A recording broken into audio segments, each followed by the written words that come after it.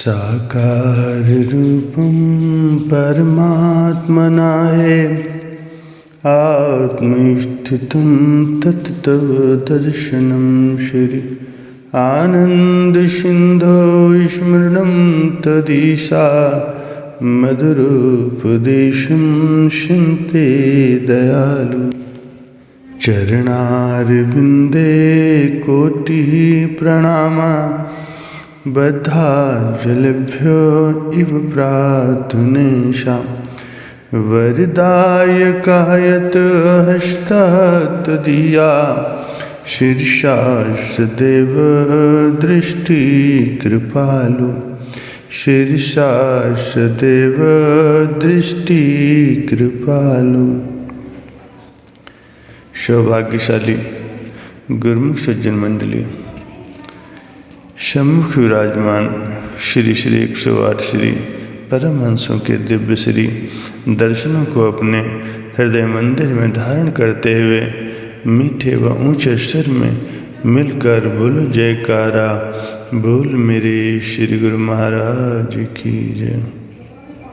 प्यारे गुरुमुखों, एक दिन श्री महाराज जी ने वचन फरमाए कि यदि कोई मन अथवा 2 मन बोझा पीठ पर उठावे तो उसको कष्ट होता है और उठाने में भी कठिनाई होती है, परंतु 5-6 शेर की ठेकी भी जिसे प्रायः बोझा उठाने वाले मजदूर लोग प्रयोग में लाते हैं, पीठ पर लगाकर 2.5 मन की बोरी भी वो सुगमता से उठा सकता है। यद्यपि उस ठेकी के कारण उसके बोझ में वृद्धि हो जाती है, परंतु बोझा बढ़ जाता है और उसे उठाने में सुविधा रहती है। इसी प्रकार सत्संग में जाने से समय तो अवश्य ही खर्च होता है और वो समय सांसारिक कार्य व्यवहार की व्यस्तता में से ही निकालना पड़ता है, परंतु सत्संग में समय लगाने से सांसारिक कार्यों में अधिक उलझन उत्पन्न नहीं होती, अपितु प्रत्येक कार्य और दुख सुख के अवसर पर सत्संग भी ठेकी की तरह ही उनको बांट लेता है और दुख सुख का बोझा सत्संगी भक्त पर नहीं पड़ता। एक दिन एक प्रेमी ने विनय की कि महाराज जी, जागृत अवस्था में तो प्रायः शब्द सुनाई देता है, परंतु स्वप्न की अवस्था में सुनाई नहीं देता। इससे ऐसा मालूम होता है कि जो शब्द सुनाई देता है वो स्थूल स्थान का है।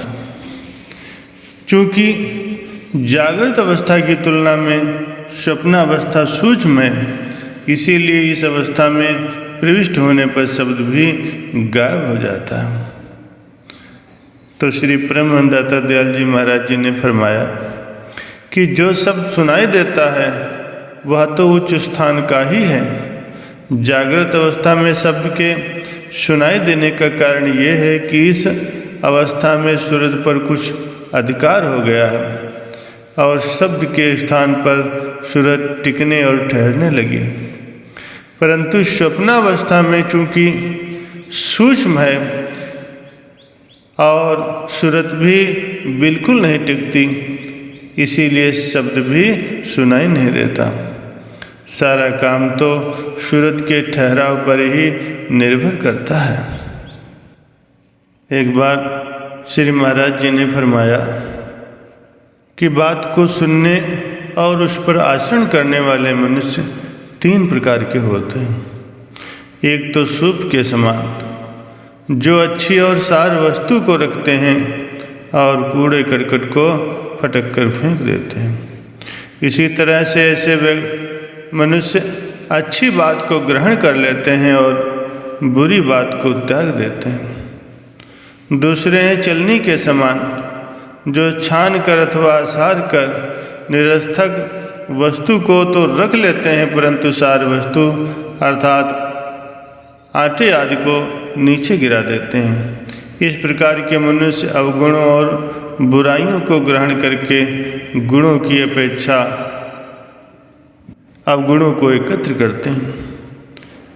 तीसरे हैं मूसल के समान, जो अच्छे और बुरे दोनों को इकट्ठे कूटता है, अच्छे बुरे की पहचान नहीं कर पाता। इसी प्रकार के मनुष्य बात को सुनकर उस पर विचार नहीं कर सकते और न ही अच्छे बुरे को अलग अलग कर सकते हैं।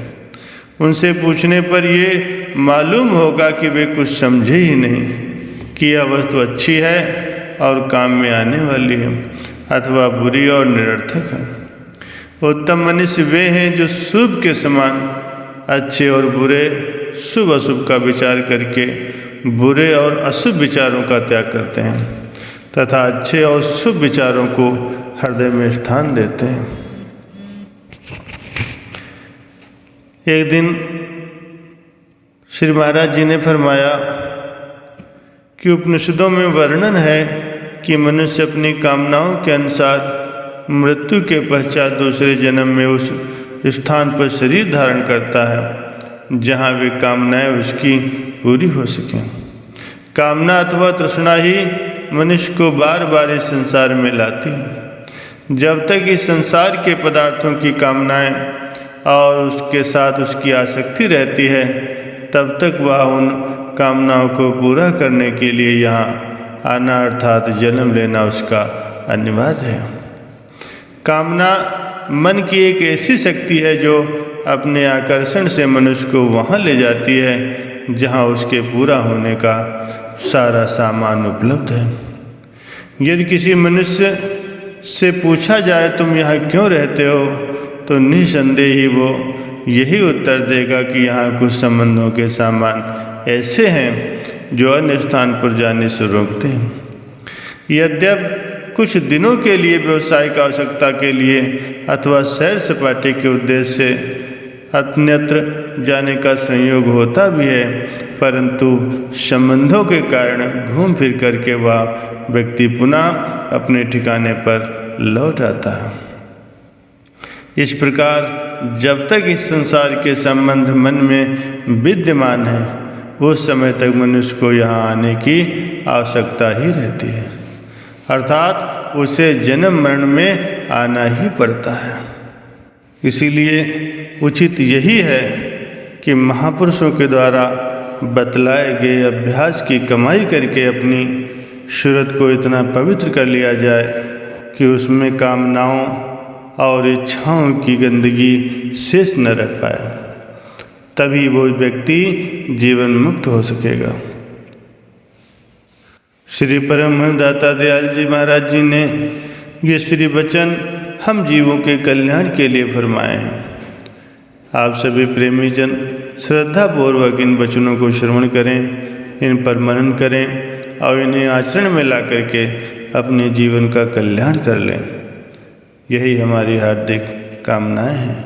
बोलो जयकारा बोल मेरे श्री गुरु महाराज की जय।